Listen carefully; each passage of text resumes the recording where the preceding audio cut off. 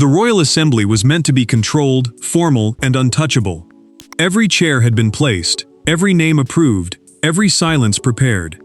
Then Prince William saw one man in the hall, Camilla's son, and the entire machine stopped. In that instant, a gathering built to project unity became the scene of a stunning royal cancellation that exposed how fragile the palace had become. Before we go deeper into what this really means for the royal family, make sure to subscribe so you don't miss a single update. William stopped before the doorway, and the silence changed shape. He did not rush. He did not raise his voice. He looked toward Tom Parker Bowles in the hall, then toward the aide beside the chamber, and everyone nearby understood something irreversible had happened before the meeting began. The Royal Assembly, a formal gathering called to settle family order, future appearances, and access to sensitive royal spaces, was supposed to give Charles a chance to steady the House of Windsor. Instead, the king saw his son halt at the entrance, and hope of unity cracked. Charles had wanted this day to prove that the monarchy could still function as one household. Camilla had been expected to sit close to him, not simply as his wife, but as a sign that the queen consort still belonged beside power. Royal seating is never just seating. Inside the palace, placement often signals trust and acceptance. William understood that language.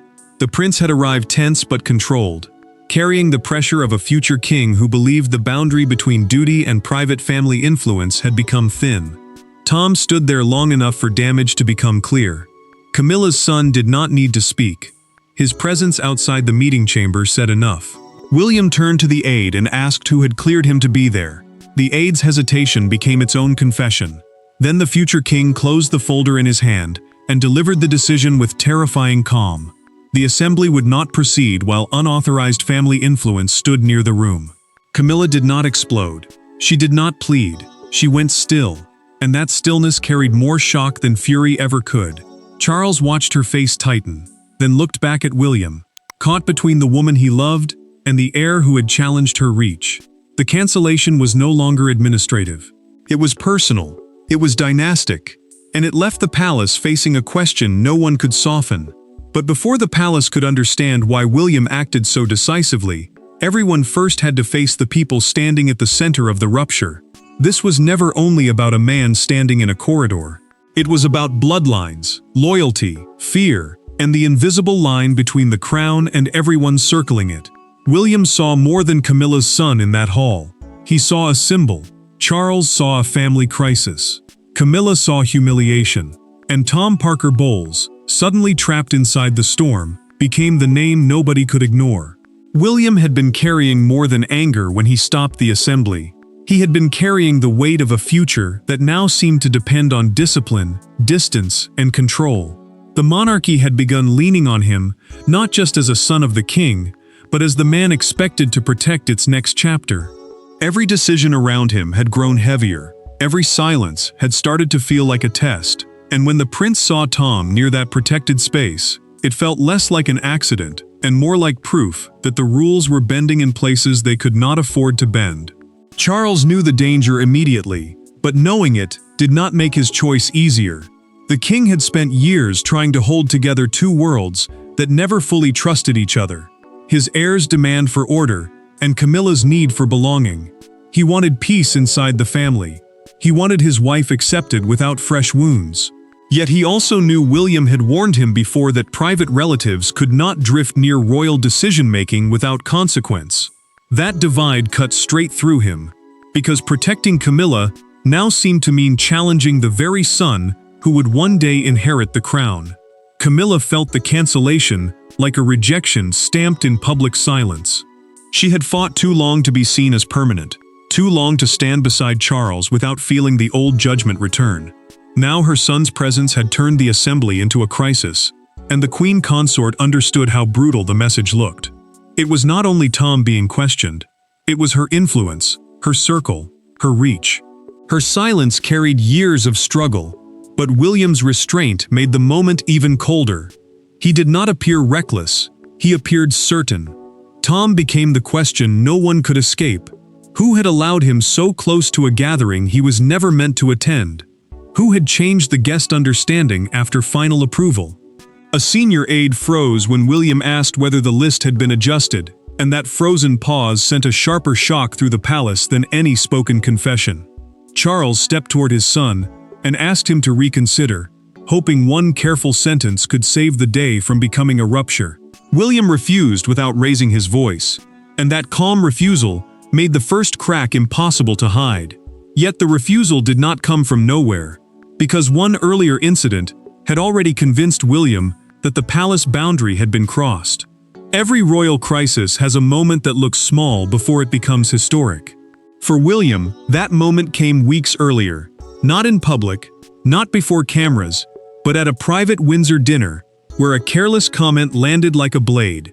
Camilla tried to soften it, Charles tried to move past it, but William remembered every word, because that night became the trigger for everything that followed. William entered that dinner already guarded, but he had not arrived looking for war.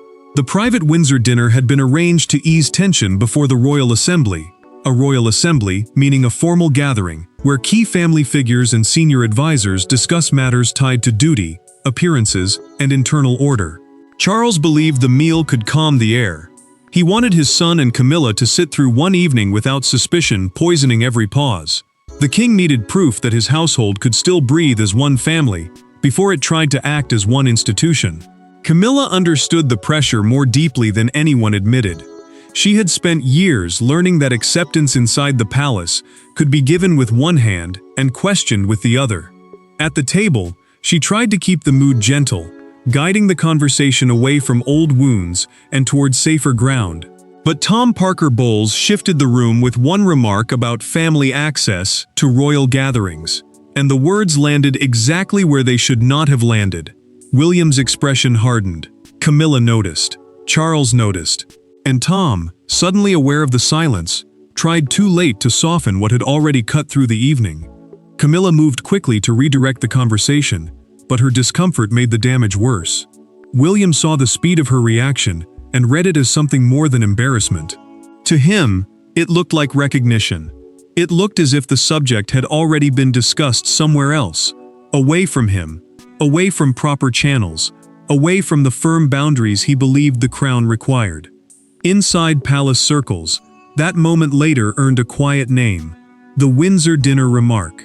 It became the phrase people used for the point when a family conversation turned into a warning about royal authority. William did not confront everyone at the table. He waited. After dinner, the prince spoke privately with Charles and told him the crown could not afford blurred lines around influence. Charles listened, but the king did not give the firm assurance his son wanted. He asked for patience. He asked for care. He asked William not to turn discomfort into crisis. Yet that hesitation stayed with the future king like a sealed warning waiting to break open. So when William saw Camilla's son in the hall, he was not reacting to one surprise appearance. He was answering a warning Charles had failed to settle. The confrontation did not begin with shouting. It began with stillness. William stood outside the chamber, Charles just steps away, Camilla watching from the side as the air tightened around them. Tom Parker Bowles remained in the hall long enough for everyone to understand the damage had already been done. Then William made the choice no one expected, and the monarchy's private war became impossible to hide. William felt the old warning return with brutal force. The dinner remark, the hesitation from Charles, the unanswered concern about access, all of it gathered in that single corridor and pressed against the moment. The assembly chamber was already prepared, and senior figures were waiting for the king to enter and open the discussion. That chamber mattered because it was not an ordinary family room. It was where internal decisions about duty, appearances, and royal order were meant to be handled away from outside influence. Tom's presence near that protected space made the entire purpose of the meeting feel compromised before it had even begun. Charles moved toward his son with careful restraint, trying to reduce the danger before it spread. The king asked him quietly not to make the moment larger than it needed to be, but William did not step aside. The prince had arrived believing the room had been secured. He had trusted the final guest understanding. He had believed the boundaries were clear. Seeing Camilla's son there did not feel casual to him. It felt deliberate, or worse, tolerated.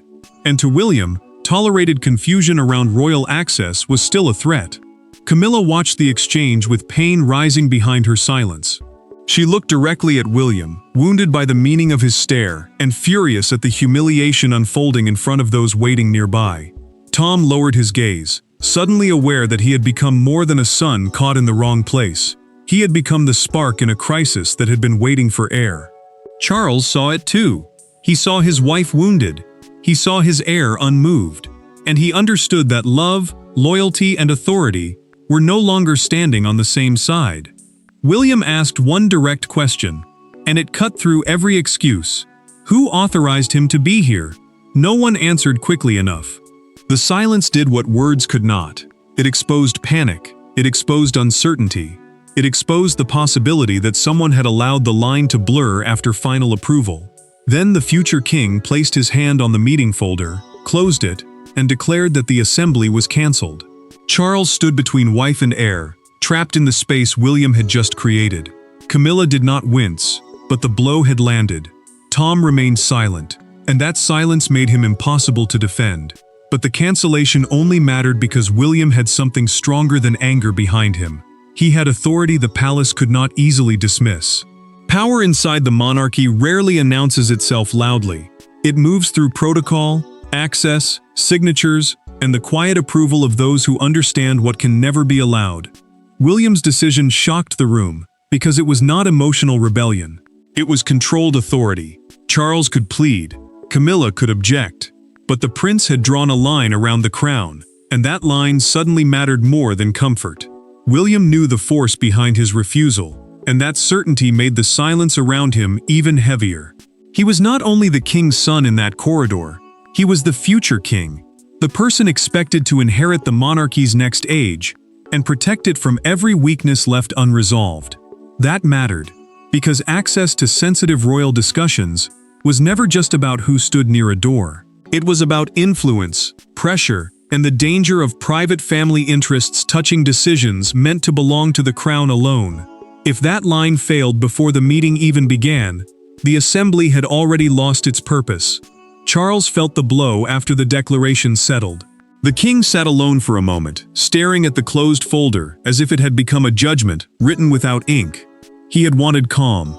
He had wanted order. He had wanted one formal gathering to prove the family could still hold together under pressure. Instead, his heir had exposed the fracture before a single official word had been spoken. The pain was not just political, it was personal, because William's action forced Charles to confront the possibility that his own desire for peace had allowed uncertainty to grow. Camilla felt cornered in a different way. She understood that William's move had changed the meaning of Tom's presence. Her son was no longer being treated as a man in the wrong corridor. He had become the center of a constitutional problem meaning a serious question about authority, rules, and who is allowed near decisions that affect the monarchy's future. That shift wounded her deeply. It turned embarrassment into something colder.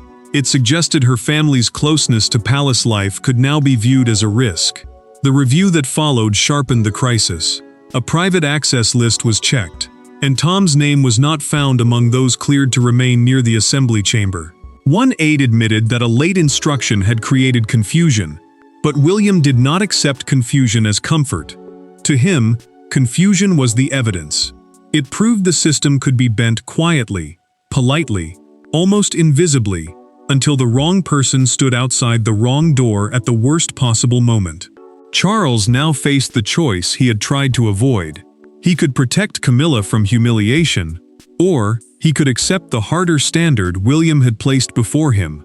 The palace felt the answer approaching before anyone dared say it aloud. And once that standard was enforced, the first consequences moved through the palace faster than anyone expected. The fallout did not arrive as one thunderclap. It came as a series of doors closing. Names were checked. Corridors were cleared. Aides stopped speaking freely. Camilla withdrew behind silence. Charles looked suddenly older, and William's decision began turning into policy. What had started as one cancelled assembly became a visible shift in palace power, and everyone understood the punishment had only begun.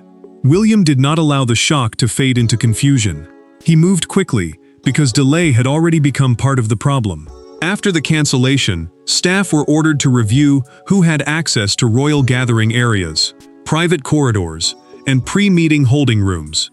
Those spaces mattered because they were the quiet zones around official power, the places where a careless presence could suggest hidden influence before any formal decision was made.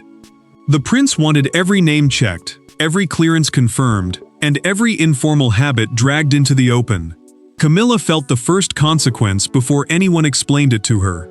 She sat alone after the door closed behind her, shaken by the terrible realization that Tom's presence had not only embarrassed him, it had changed her own standing. The queen consort had survived public judgment, palace suspicion, and years of whispered resistance, yet this wound felt different, because it came from inside the family's future. William had not attacked her with rage. He had limited her through procedure, and that made the blow harder to fight. Charles struggled with humiliation in a way he could not fully hide. The king had entered the day hoping to show calm command, but the cancellation made him appear unable to control the room before the meeting even began. That mattered deeply, because monarchy depends not only on title but on the belief that order exists behind closed doors. If Charles could not keep that order around one assembly, then critics would wonder what else inside the palace had slipped beyond his grip. William requested written confirmation that no private relatives would be allowed near future assemblies without formal clearance. Formal clearance meant documented approval from authorized palace officials, not a quiet nod, not a family assumption, not a late instruction passed through someone's office. The demand sent a chill through the household because it transformed an emotional confrontation into a permanent standard. It also exposed something more troubling. A second discovery unsettled aides. The confusion over Tom's presence was not the first access breach linked to informal palace arrangements. Camilla understood what that discovery meant, and Charles understood it even more painfully. The issue was growing beyond one corridor, beyond one son, beyond one cancelled meeting. William had forced the palace to examine the system beneath the scandal, and the system had not answered cleanly. But when father and son finally faced each other without aides, the crisis stopped being procedural and became painfully personal. Away from the aides, away from the lists, away from the chamber that never opened, Charles and William were left with the truth neither could soften. This was not just about Camilla. It was about trust between a king and his heir. In that closed room, the prince did not speak like a rebel. He spoke like a man preparing to inherit the consequences of every weakness left unresolved. Charles asked for the private conversation because the access review had begun turning one cancelled assembly into something far larger. A royal access review meant a formal check of who could enter protected palace spaces, who had permission to stand near private meetings, and who had been allowed too close without clear approval. For the king, that review was painful because it suggested disorder inside his own household. For William, it was necessary because the crown could not survive on hope when rules were being stretched behind quiet doors. William entered the room, knowing this would hurt his father. No aides stood between them. No senior secretary could soften a word. No carefully written note could turn emotion into procedure. Charles told his son that the cancellation had wounded Camilla deeply, and the pain in his voice was unmistakable. The king was not defending a policy in that moment. He was defending his wife. He wanted William to understand that Camilla had felt exposed, judged, and pushed back into the old loneliness she had spent years trying to escape. William listened, and for one brief moment, the prince softened. He told Charles he had not wanted to embarrass him. He had not wanted to humiliate Camilla. He had not wanted the assembly to collapse before the first sentence was spoken. But he also said something his father could not escape. The crown had been wounded first. Comfort could not come before duty. Family feeling could not outrank royal discipline. The future king made it clear that love inside the palace could not become permission to blur authority outside it. Charles finally admitted what William had suspected. He had been warned before about informal access concerns, but he had hoped they could be handled quietly. That admission changed the air between them. It proved the corridor crisis was not born from one misunderstanding. It had roots. It had warning signs. It had been waiting for the wrong moment to become undeniable. William answered with controlled force. Quiet handling had failed. The cancelled assembly was no longer an overreaction. It was the necessary correction Charles had delayed. The king did not reverse the decision. He did not order the meeting restored. He simply stayed silent, and that silence became the turning point both men understood. Once Charles stopped resisting William's line, the palace could no longer keep the story contained within its walls. By morning, the palace silence had become louder than any statement. The public did not see the closed folder or the frozen faces in the hall, but they understood the headline. A royal assembly had been cancelled.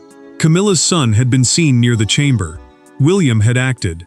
And across Britain, the story became more than palace gossip. It became a judgment on boundaries. Charles woke to a crisis that no palace notice could fully contain. The official message said the assembly had been postponed, a word chosen for calm, not truth. A postponement meant a delay, not a collapse, and the palace hoped that careful wording would slow the storm before it reached the public heart. But the timing betrayed them. No new date was named. No clear explanation followed. And because William's role was already moving through whispers and broadcasts, the silence sounded less like dignity and more like damage control. Camilla felt the public meaning before she heard every word of the coverage. One broadcaster described her as a queen consort facing the loneliest kind of palace silence. And the phrase struck because it carried both sympathy and judgment. A queen consort means the wife of a reigning king, honored beside him but not holding the sovereign's own ruling power. That distinction mattered now. Camilla could stand beside Charles, but she could not command the future that William was preparing to protect. The description followed her through the morning, like a sentence she could not answer. William became the symbol of the story, because the public understood action faster than explanation. Commentators focused on the absence of a new assembly date, the sudden halt, and the image of the future king refusing to continue once Camilla's son appeared near the chamber. For some, the prince looked severe. For others, he looked necessary. The same decision that wounded Camilla gave William a harder kind of strength, the strength of someone willing to suffer family anger rather than let the crown look compromised. Charles carried the pressure more personally than anyone outside could see. The king knew the story made his household appear divided at the exact moment he needed unity. He had wanted to project command, but the public saw conflict. He had wanted to protect his wife, but the coverage turned her son's presence into a question of royal boundaries. Then, one front page captured the morning, William draws the line, beside Buckingham Palace gates at dawn. Near the railings, a small crowd gathered, and one woman's words cut through the noise. He protected the crown before he protected feelings. The reaction left no room for easy sympathy. Camilla's hurt mattered. Charles's humiliation mattered. But William's boundary had become the story Britain understood. The verdict would not be decided by who suffered most, but by what the monarchy chose to defend. And when the noise finally settled, the meaning of William's cancelled assembly became impossible to deny. In the end, the cancelled assembly was not remembered as a scheduling crisis. It was remembered as the day William made the monarchy choose its boundary.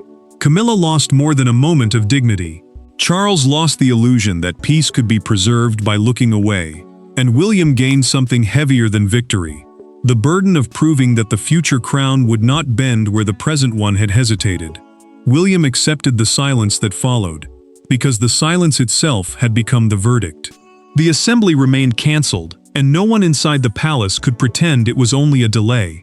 A royal assembly, meaning a formal gathering where senior family figures and trusted advisors discuss sensitive matters of duty, access, and public order, had been stopped before it began.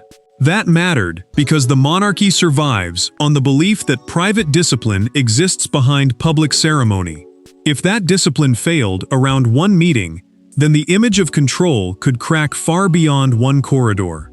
Camilla felt the wound with painful clarity. The Queen Consort understood that William's decision had not simply excluded Tom Parker Bowles from a protected space. It had forced her to confront the limits of her influence at the very heart of the institution she had spent years trying to belong to. Her son's presence had become a warning sign. Her family's closeness had become a question. And her silence, once used to survive old storms, now sounded like defeat in a battle she had never expected to lose. Charles carried the deepest sadness because the crisis struck both sides of his life at once. The king had wanted to protect his wife from humiliation, yet he also had to protect the crown from blurred authority. That conflict tore through him, because monarchy is not built only on love. It is built on rules people must believe are stronger than personal comfort. He had hoped peace could be preserved by careful wording and quiet handling. William had proved that quiet handling had failed. The final private decision was simple and severe. No member of Camilla's wider family would be permitted near royal assemblies without formal approval. Formal approval meant written clearance from authorized palace officials. Not a family assumption, not a last-minute favor, not a whispered instruction passed through a side door. The rule landed hard because it turned William's corridor stand into permanent palace policy. It also made clear that the prince had not acted from temper. He had acted from judgment. William did not celebrate the outcome. The future king knew the decision had cost Charles emotionally, and that cost stayed with him. He had drawn the line, but drawing it did not make him victorious. It made him responsible. Camilla had suffered. Charles had been humbled. Yet the monarchy had chosen survival over softness, structure over sentiment, and William's discipline over the comfort of blurred family lines. The Royal Assembly never opened that day, but its cancellation delivered the message more powerfully than any speech could have. The crown would endure only if its boundaries were defended. Thanks for watching. Please don't forget to like and subscribe, and we will see you in next one.